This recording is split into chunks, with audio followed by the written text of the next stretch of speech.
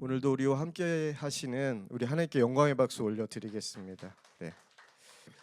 오늘도 목요기도에 오신 여러분들 주의 이름으로 환영하고 축복합니다. 오늘 말씀 준비하면서 정말 하나님이 이 위지엠 센터에 진동을 허락하실지 기대하는 마음으로 오늘 목요일 기도에 참여했는데요. 우리가 함께 오늘도 주님을 사모하며 성령께서 우리에게 역사하실 것을 믿고 나아가는 시간 되었으면 좋겠습니다. 오늘 우리에게 주시는 하나님의 말씀은 사도행전 4장 23절에서 37절 말씀입니다. 사도들이 노임에 그 동료에게 가서 제사장들과 장로들의 말을 다 알리니 그들이 듣고 한 마음으로 하나님께 소리를 높여 이르되 대주제여 천지와 바다와 그 가운데 만물을 지으신 이시오 또 주의 종 우리 조상 다윗의 입을 통하여 성령으로 말씀하시기를 어찌하여 열방이 분노하며 족속들이 허사를 경영하였는고 세상의 군왕들이 나서며 관리들이 함께 모여 주와 그의 그리스도를 대적하도다 하신 이로소이다. 과연 헤롯과 본디오 빌라도는 이방인과 이스라엘 백성과 합세하여 하나님께서 기름 부으신 거룩한 종 예수를 거슬러 하나님의 권능과 뜻대로 이루려고 예정하신 그것을 행하려고 이 성에 모였나이다.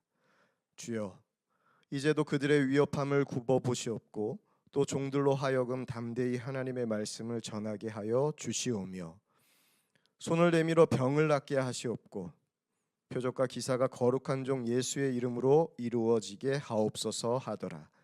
빌기를 다음에 모인 곳이 진동하더니 무리가 다 성령이 충만하여 담대히 하나님의 말씀을 전하니라. 믿는 무리가 한 마음과 한 뜻이 되어 모든 물건을 서로 통용하고 자기 재물을 조금이라도 자기 것이라 하는 이가 하나도 없더라. 사도들이 큰 권능으로 주 예수의 부활을 증언하니 무리가 큰 은혜를 받아 그 중에 가난한 사람이 없으니 이는 밭과 집이 있는 자는 팔아 그 판 것의 값을 가져다가 사도들의 발 앞에 두매 그들이 각 사람의 필요를 따라 나누어 줌이라. 구브로에서 난 레이족 사람이 있으니 이름은 요셉이라 사도들이 일컬어 바나바라 번역하면 위로의 아들이라 하니 그가 밭이 있음에 팔아 그 값을 가지고 사도들 발 앞에 두니라. 아멘. 지난주 희망의 대한민국을 위한 한국교회 연합기도회가 여의도 순복음교회에서 열렸거든요. 그때 저도 그 자리에 있었었는데 그때 감격적인 장면이 하나 있었습니다. 어떤 장면이 감격이었냐면 기도를 한 자와 그 기도의 응답의 열매가 그 자리에 한 자리에 섰는데 그 두 분이 누구냐 하면 기도했던 유기성 목사님 그리고 기도의 열매인 이면수 목사님. 여러분들도 이면수 목사님 아시죠? 북한에 949일간 억류되셨던 이면수 목사님이 석방되셨을 때 아마 선한목자교회 성도들 굉장히 기뻐했습니다. 저도 그 중에 한 사람이었습니다.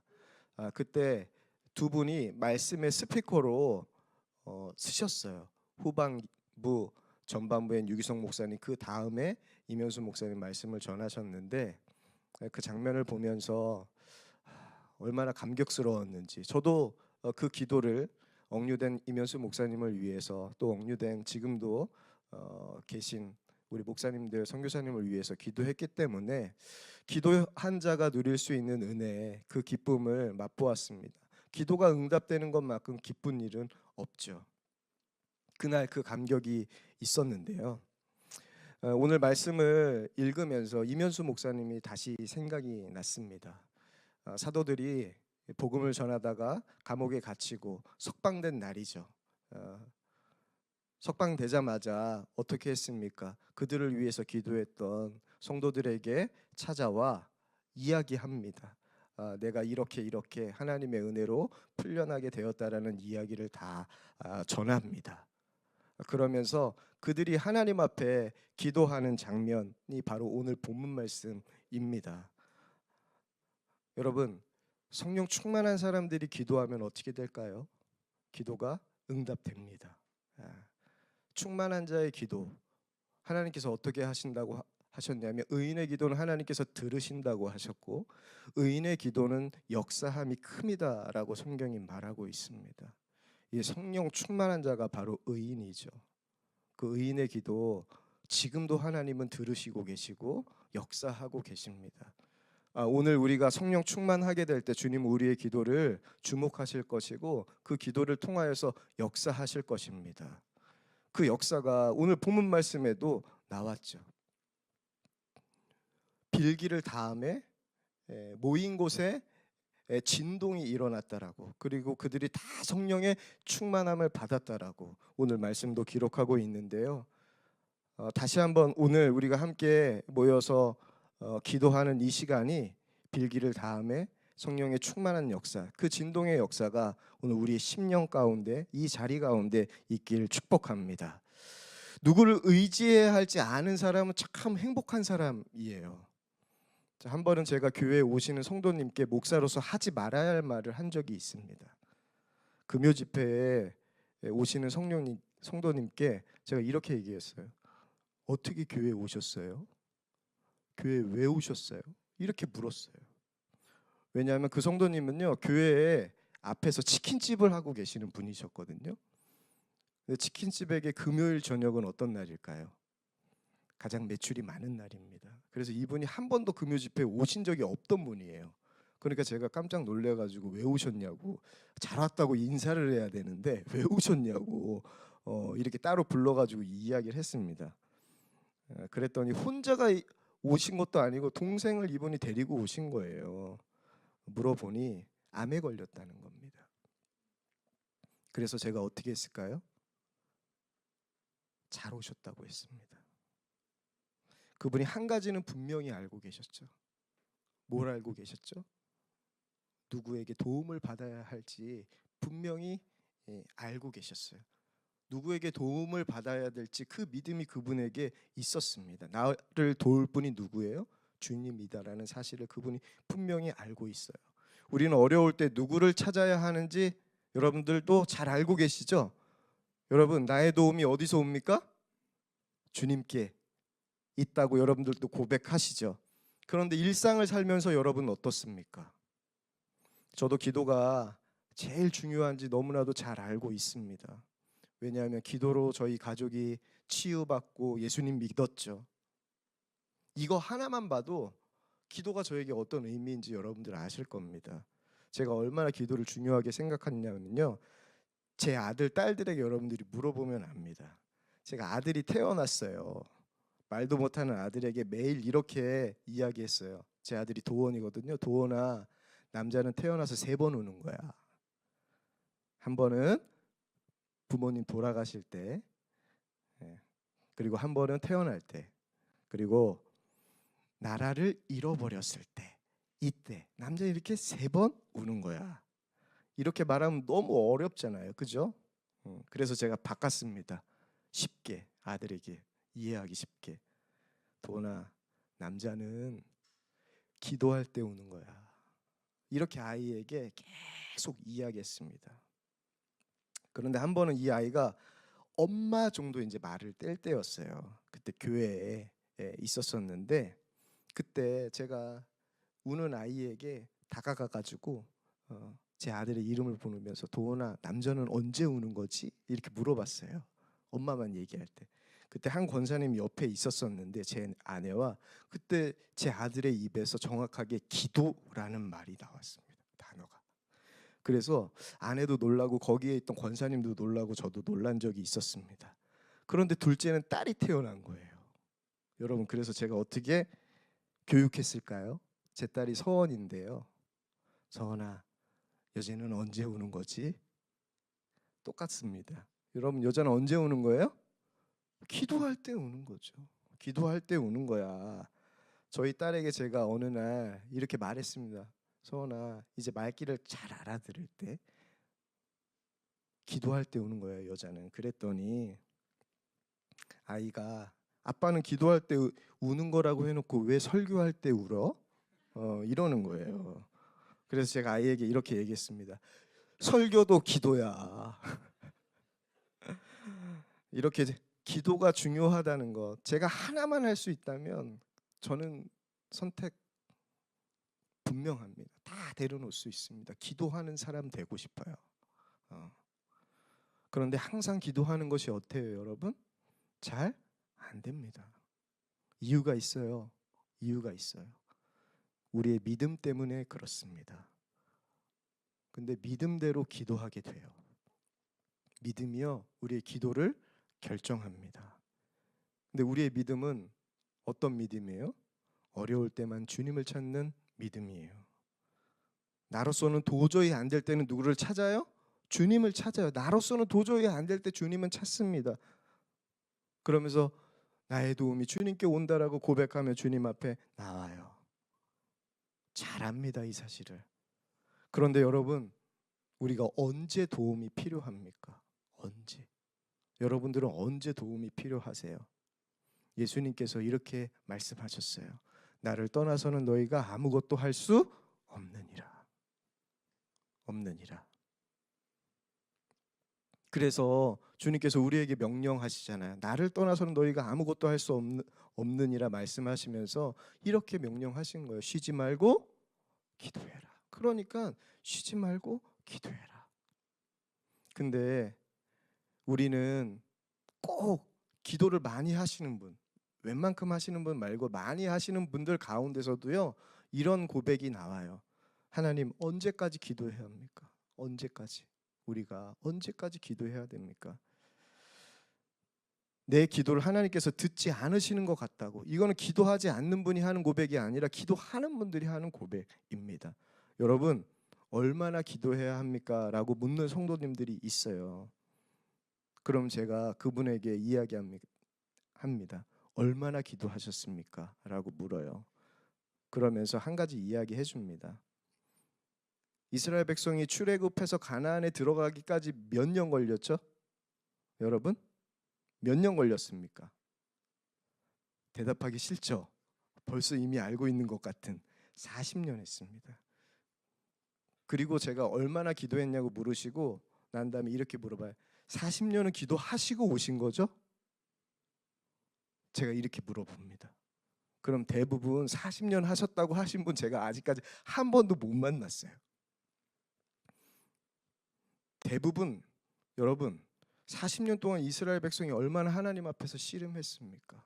근데 우리는 며칠 하고도 몇 달 하고도 몇 년 하고도 응답이 되지 않으면 언제까지 기도해야 하냐고. 이게 우리의 믿음이에요. 여러분, 기도는 언제까지 해야 되는 거죠? 하나님이 역사하실 때까지, 우리의 기도에 역사하실 때까지 기도하는 겁니다. 그게 어떤 기도예요? 쉬지 않고 하는 기도예요. 주님이 원하시는 기도가 바로 이 기도입니다. 오늘 말씀은요, 우리의 기도가 어떻게 되어야 하는지, 성령 충만하면요, 우리의 기도가 바뀌고 삶이 바뀐다라는 것을 분명히 이야기합니다. 그래서 내가 성령 충만한 사람은 기도의 쉼이 없어요. 제가 선한목자교회에서 기도하면서 하나님 앞에 기도에 대한 도전을 받은 적이 있어요. 하나님께서 저에게 한 번은 기도하는데 이런 말씀을 하신 적이 있습니다. 기도하는 너의 모습이 꼭 너의 삶이다. 기도가 꼭 너의 삶이다 라는 주님의 말씀이셨습니다. 한 번은 제가 설교에 은혜를 받고 하나님 앞에 집중적으로 기도를 해봐야 되겠다. 특별히 어떤 기도를 해야 되겠냐고 도전을 받았냐면 성전에서 기도해야 되겠다. 생각해 보니까 성전에서 밤새도록 기도한 적이 없었던 것 같아요. 그래서 성전에서 기도해야 되겠다 하고 2016년도에 선한목자교회 본당에서 10월 달쯤이었어요. 일주일 동안 기도해야 되겠다 마음을 품고 기도했습니다. 혼자 저녁마다 본당에 갔습니다. 본당에 가가지고 침낭 하나 가지고 본당 들어가가지고 기도하고 자고 생각해 보면 기도보다는 잠을 더 많이 잔 것 같아요. 그런데 본당에서 기도하면서 하나님께서 그때 분명하게 깨닫게 하신 것이 기도하는 너의 모습이 꼭 너의 삶이다라는 거예요. 그 말씀을 주시면서 기도가 제 안에 쉬지 않았으면 좋겠다라는 주님의 말씀을 듣고 정말 기도에 힘쓰려고 애를 썼습니다. 정말 기도에 힘이 생기니까요. 그리고 기도의 자리로 나가니까 살 힘이 생기더라고요. 기도가 되니까 기쁘더라고요. 삶이 기뻤습니다. 여러분, 근데 기도를 해도 아무 기쁨이 없다고 하시는 분들 있어요. 왜 그럴까요? 기도가 계속해서 뭔가를 요구하는 기도이기 때문에 그렇습니다. 기도의 기쁨이 없는 것은 주님과의 교제가 기도 안에서 분명하게 일어나지 않기 때문이에요. 여러분, 죄를 용서받았는데 기쁘지 않을 수 있습니까? 살 길을 알게 하셨는데 기쁘지 않을 수 있어요? 새 힘을 주셨는데 기쁘지 않을 수 있어요? 주실 은혜를 알게 되었는데, 내가 받을 은혜를 알게 되었는데 기쁘지 않을 수 있습니까? 무엇보다도 나를 사랑하신다는 사실을 알았는데, 하나님이 나를 사랑하신다는 사실을 알았는데 기쁘지 않을 수 있을까요? 기도해도 주님과의 교제가 일어나지 않는 것은 여전히 우리 안에 해결되지 않는 죄의 문제가 우리의 심령 가운데 다 가로막고 있기 때문에 그렇습니다. 죄의 문제가 해결되지 않으면 우리는요, 주님과 꽉 막힌 삶을 살게 돼요. 이것이 주님을 잊게 하고 주님을 버리게 합니다. 이번 말씀을 준비하면서 하나님께서 가장 많이 떠오르게 하셨던 말씀이 항상 기뻐하라, 쉬지 말고 기도하라, 범사에 감사하라, 이 말씀이에요. 우리가 항상 기뻐한다면, 우리가 쉬지 말고 기도한다면, 범사에 감사한다면 하나님 기뻐하실까요? 기뻐하시겠죠. 이거는 여러분들이 분명히 그렇게 생각하실 것 같아요. 이렇게 산다면 우리의 삶 자체가 하나님께 영광이 되는 삶일 것입니다. 이게 하나님의 뜻이라고 말씀도 기록하고 있죠. 근데 이렇게 한번 생각해 볼까요? 항상 기뻐하라, 하나님의 명령이 아니라, 쉬지 말고 기도하라, 명령이 아니라, 범사에 감사하라, 명령이 아니라 항상 기쁘시게 하는 하나님, 쉬지 않고 기도하게 하시는 하나님, 범사에 감사하게 하시는 하나님, 이 하나님을 우리가 고백한다면 늘 기쁨을 주시는 하나님이에요. 늘 우리와 교제하기 원하시는 하나님이 우리의 심령 가운데 들어오고 모든 일에 은혜 주시는 하나님을 우리가 만나게 됩니다. 근데 우리는 과연 이 말씀 앞에 섰을 때 항상 기뻐할 수 있을까? 쉬지 않고 기도할 수 있을까? 범사에 감사할 수 있을까? 이 생각부터 합니다. 시작부터 꽉 막힌 상태로 시작해요. 만약 이 말씀을 하나님이 이루신다는 믿음이 우리에게 분명히 있다면 우리는 누가 돼요? 항상 기뻐하는 나, 쉬지 않고 기도하는 나, 범사에 기도하는 나, 범사에 감사하는 나가 됩니다. 여러분, 이 마음으로 우리가 주님의 말씀 앞에 서는 것, 이것이 바로 성령 충만함이거든요. 이 믿음으로 기도한다면 우리는 어떨까요? 정말 간절한 역사가 우리의 삶 가운데 찾아오게 됩니다. 제가 잊을 수 없는 기도회가 있어요. 2020년 선한목자교회에서 했던 12월에 했던 아둘람 기도회입니다. 특별히 아둘람 기도회 그때 처음으로 시작을 하면서 어떻게 했냐면 우리의 문제들을 위해서 기도하는 기도회였거든요. 특별히 재정, 환우, 아픈 부위를 위해서 놓고 가정을 위해서 기도하는 시간에 우리 목사님들이 그룹을 나눠서 그 기도회를 맡았습니다. 어느 목사님들은 환우를 위해서, 어느 목사님 재정을 위해서, 저는 환우를 맡았어요. 그때 환우를 맡았던 목사님들이 누구셨냐면 김은창 목사님, 이동철 목사님, 김용동 목사님, 안재영 목사님, 저 이렇게 한 팀이 돼서 환우를 맡았는데 이분들의 공통점이 있었습니다, 여러분. 이 목사님들의 공통점이 뭐였냐면 다 가족들이 아픈 거예요. 다 중증 환우를 다 가족들 가운데 있는 거예요, 이분들에게는. 그때 한 목사님이 집회를 준비하는 동안 아버지께서 많이 위중하셨어요. 진짜 생명을 오락가락하는. 그래서 이 아둘람 기도회에 참석할 수 있을지가 의문이었습니다. 그래서 저희 팀에서는 플랜 B까지 생각을 했습니다. 그때 그 목사님께서 보여주셨던 모습이 지금도 기억이 나요. 그때 그 목사님께서 아버지의 위중함, 생사의 기로 속에서도 낙심하지 않으시고 두려워하지 않고 그 기도에 참여했었어요.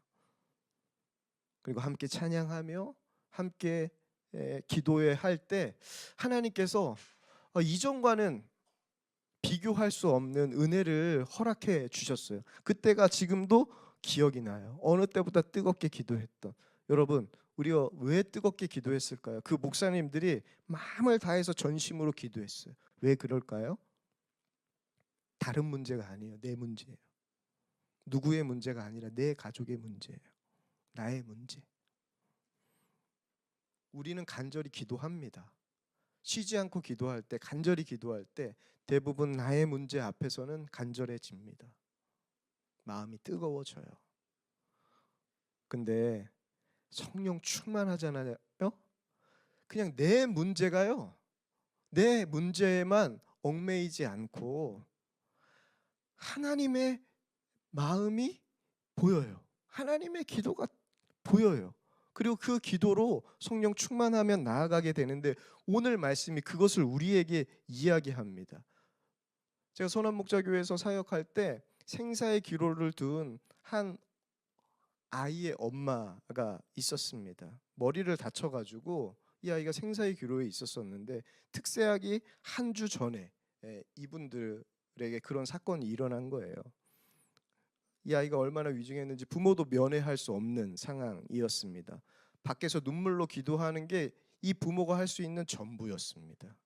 그래서 기도해야 되겠다는 마음이 들어서 이 엄마가 믿음도 거의 없는데 기도도 할 줄 모르는데 땅바닥에서 앉아가지고 그 병원 중환자실 앞에서 기도하는 거예요. 그 기도의 제목은 뭘까요? 우리 아이 살려주세요. 우리 아이 살려주세요. 여러분 당연하죠. 그리고 신방을 했습니다. 신방을 하고 특세가 있는데 그 특세 때 주제가 뭐였냐면 내게 부족함이 없으리로다. 시편 23편 말씀으로 특세가 진행되고 있었는데 그분들에게 특세를 참여하라고 했었어요. 첫 번째 그 특세 때 그 부부가 나왔습니다. 그때 들었던 그분들의 설교가 어떤 거였냐면 그때 제가 설교할 때 첫 번째 날 주제가 내게 부족함이 없으리로다 였어요. 그 엄청난 말씀 앞에 지금 상황을 보면 부족함 투성이 생사의 기로에 놓인 아이, 그런 상황에서 이 말씀을 받아야 했습니다. 이 부부가요 마지막 날까지 다 참여했어요. 그리고 교구 식구들이 마음을 다해서 그 아이를 위해서, 그 가정을 위해서 함께 간절히 기도했습니다. 그래 하루는 그 아이를 면회하기 위해서 병원을 찾았습니다. 근데 그 엄마, 항상 우울하고 슬퍼했던 그 엄마가 오늘은 이렇게 저에게 이야기하는 거. 목사님 참 이상해요. 참 이상해요. 이제는 주은이를 위한 기도가 안 나와요. 이런 고백을 하시면서 하나님께서 제게 주은이보다 북한 아이들을 위해서 기도하라는 마음을 주셨어요. 그래서 지금은 주은이를 위해서 기도하지 않고 북한 아이들을 위해서 기도해요. 라는 고백을 하면서 환하게 웃는 거예요.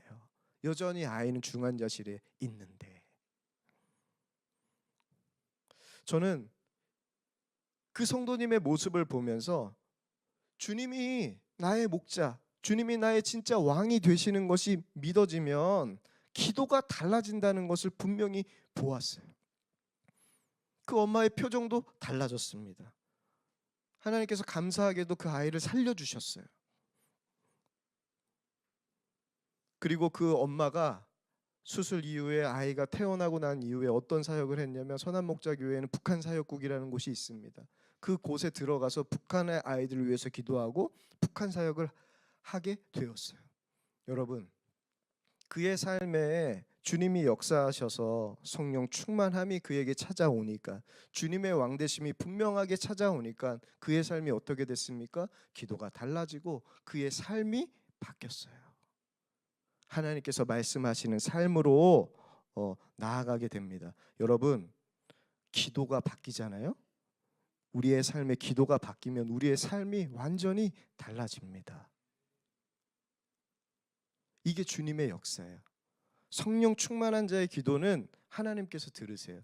오늘 사도들이 옥에서 베드로와 요한이 나온 이후에 함께 우리 초대교회 공동체들이 기도할 때 기도의 제목은 세 가지였어요. 하나님, 왕이신 나의 하나님, 대주제여 왕이신 나의 하나님, 천지 만물을 주님께서 창조하셨습니다 고백하면서 세상은 허망합니다, 주님을 대적합니다, 주님을 거스릅니다 하면서 우리에게 세 가지의 기도의 제목이 있습니다 하면서 이야기하는데, 첫 번째는요, 지금도 위협이 있습니다, 하지만 하나님의 말씀을 담대하게 전하게 하소서. 이게 그들의 기도의 제목이었어요. 두 번째는 주의 손으로 병을 치유하소서. 그리고 주의 이름을 부를 때 표적과 기사가 일어나게 하소서. 그가 했던 기도는 주의 말씀을 전하고 주의 손으로 치유하고 주의 이름으로 표적과 기사를 일으키는 것이었어. 그들의 기도의 초점은 다 무엇이었죠? 이 고난에서 벗어나게 해달라는 기도 없습니다. 문제를 해결해달라는 기도가 없어요. 그들의 삶의 초점, 기도의 초점은 단 하나였어요. 예수 그리스도였어요. 이번 주에 하나의 책이 나왔는데 그 책 제목이 제 가슴을 뛰게 했어요. 기도를 송두리째 바꾸신 예수 그리스도. 여러분 들어보셨나요? 들어보셨네. 나만 들은 줄 알았는데. 박리부가 사모님이 쓴 책이죠. 오늘 말씀하고 너무 똑같은 거예요. 그래서 제가 사모님한테도 지금 안 계시지만 부산에 내려가 계신데 오늘 말씀은 사모님이 전했으면 너무 좋겠습니다. 여러분, 기도가 달라지면요 삶이 바뀌어요. 왜? 예수 그리스도가 나의 왕이 되시기 때문에 그렇습니다. 주님께서 왕이 되시면 우리의 기도가 바뀌고 우리의 삶이 달라져요. 근데 오늘 말씀 33절 여러분들 기억나세요? 아마 안 날 거예요. 설교자인 저에게는 33절이 남습니다. 왜 그런 줄 아세요? 기도했어요. 믿는 사람들이 성령 충만함으로 한 마음으로 기도했어요. 근데 그 기도의 응답을 하나님께서 바로 허락하신 장면이 33절 말씀이에요. 33절 말씀 어떤 말씀인지 아세요? 사도들이 큰 권능으로 주 예수의 부활을 증언하니 무리가 큰 은혜를 받았다라는 말씀이에요. 첫 번째 기도의 제목이 뭐죠? 고난 속에서도 주의 말씀을 담대히 전하게 하소서. 근데 사도들이 또 초대 공동체에 전한 건 뭐예요? 주의 부활. 그 복음을 전한 것인데 그 부활을 전했을 때, 복음을 전했을 때 거기에 모였던 무리들이 큰 뭐를 받았다? 은혜를 받았다. 그 다음에 어떤 역사가 일어나요? 자기의 것을 다 팔아서 갖다 놓습니다.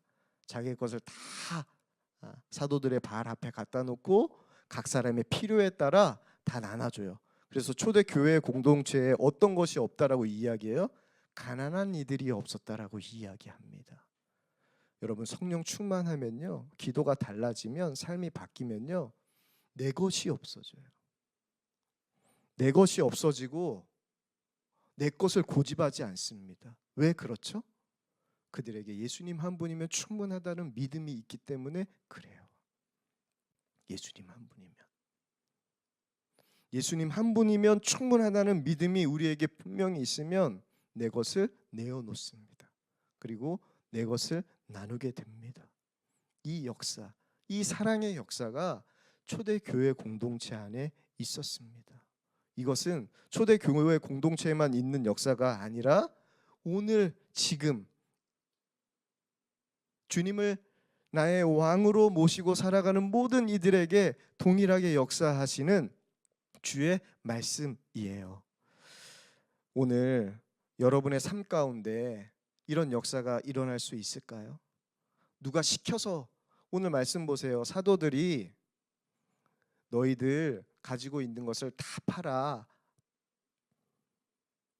공동체 안에 내어놓으세요라고 권면한 장면 하나도 없습니다. 누가 뭘 할 것도 없이 어떤 사람도 권면하지 않았고 그 말씀을 듣고 그냥 복음을 들은 거예요. 복음을 들었을 때 자신의 것을 다 내어드리는 역사가 일어났다는 겁니다.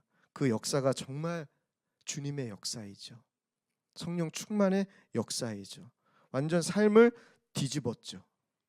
하나님께서 오늘 우리에게 원하시는 것이 바로 이 삶이에요. 어떻게 그들은 내 것을 내 것으로 여기지 않고 내 것으로 고집하지 않고 자신의 것을 다 내어줄 수 있었을까요? 그들에게는 두 가지 믿음이 있었는데 첫 번째 믿음은 모든 것이 다 주님의 것이라는 믿음 하나, 그리고 주님의 것이 다 내 것이라는 믿음 하나. 이 두 가지의 믿음 때문에 뭐면 충분해요? 예수님 한 분이면 충분했습니다. 그래서 그들의 초점은 기도도 예수 그리스도, 삶도 예수님께서 우리에게 보여주신 그 삶이 사랑의 삶, 나누는 삶, 섬기는 삶이 초대교회 공동체의 모습이었습니다. 그것은 바로 오늘 우리에게 주님께서 원하시는 삶입니다. 여러분, 믿음의 기도는 반드시 응답됩니다. 오늘 본문 말씀이 그대로 우리에게 보여주잖아요.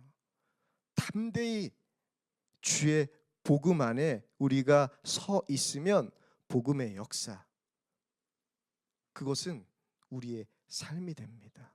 사랑하는 성도 여러분, 주님 안에서 여러분의 기도가 바뀌고 삶이 바뀌어서 정말 하나님이 기뻐하시는 삶, 모든 것에 감사하며 정말 쉬지 않고 기도하며 항상 기뻐할 수 있는 그 삶 살아갈 수 있는 저와 여러분 되길 이 시간 간절히 축복합니다.